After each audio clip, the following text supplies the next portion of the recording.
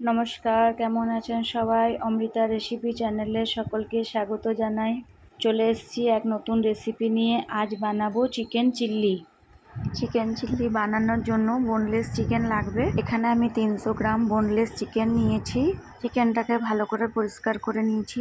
1 চামচ আদা রসুন বাটা, লবণ, লাল লঙ্কা গুঁড়ি, সয়া সস, চিল্লি সস 1 চামচ করে, একটা ডিম, 2 চামচ দিয়ে দেবো আমি কর্নফ্লাওয়ার, হাফ দেবো কাগজি লেবু।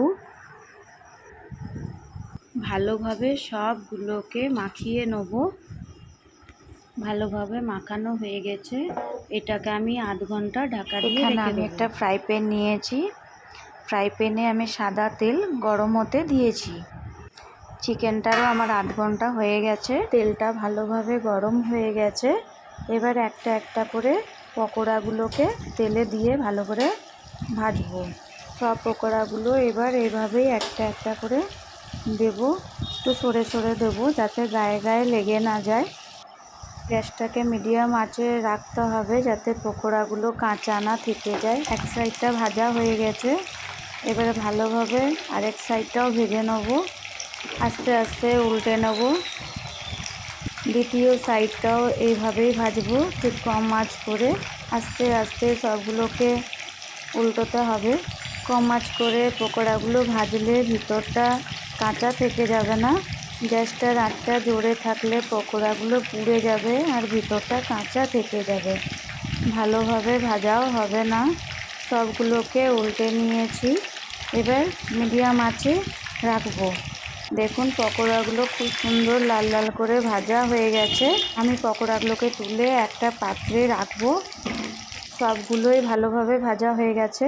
এবার আমি গ্রেভিটা করে নেব। এখানে আমি একটা কড়াই চাপিয়েছি। পকোড়া ভাজা পরে যে সাদা তেলটা বেঁচেছিল দিয়ে দিয়েছি। আদা কুচি, রসুন কুচি, আদা রসুন কুচি দিয়ে ভালোভাবে ভাজবো। এখানে আমি দুটো মিডিয়াম সাইজের পেঁয়াজ কেটেছিলাম, সেই পেঁয়াজগুলোকে তেলে দিয়ে ভালোভাবে ভাজবো। বেশি পোড়াবো না, একটু হালকা হালকা করেই ভাজবো। মিডিয়াম সাইজের একটা কাশ্মীরি সিমলা লঙ্কা আমি কেটে নিয়েছিলাম, সেটা তেলে দিয়ে ভাজবো। হালকা হালকা ভাজা হয়ে গেছে। দেবো কাঁচা লঙ্কা, ছোট চামচে 1 চামচ লবণ, ছোট চামচে হাফ চামচ হলুদ। লবণটা আপনারা আপনাদের পরিমাণ মতো নেবেন। ভালোভাবে ভাজতে হবে। 2-3 মিনিট গ্যাসটাকে কম আঁচ করে নিয়েই ভাজতে হবে। দেবো 1 চামচ সয়া সস, আবার একটুখানি ভেজে নেব। দেবো 1 চামচ গ্রিন চিল্লি সস। গ্যাসটাকে কম আঁচ করে নিয়ে আস্তে আস্তে এভাবে 4-5 মিনিট ভাজতে হবে। আস্তে আস্তে ভাজতে হবে। 1 ঢাকা ভিনেগার দেব। 1-2 মিনিট ভাজার পর আমি এখানে 4 চামচ টমেটো সস দিচ্ছি। 5 থেকে 6 মিনিট আমি এগুলোকে ভাজবো। মিডিয়াম আঁচেই রাখবো। সুন্দরভাবে ভাজা হয়ে গেছে। পরিমাণ মতো জল দিয়ে দেবো। গ্রেভিটা ফুটে উঠেছে। ভেজে রাখা পকোড়াগুলো এবার একে একে দিয়ে দেবো। সব পকোড়াগুলো দেওয়া হয়ে গেছে। দেখুন কি সুন্দর গ্রেভিটা হয়েছে। রেসিপিটা ভালো লাগলে লাইক করবেন, কমেন্ট করবেন, শেয়ার করবেন, সাবস্ক্রাইব করবেন।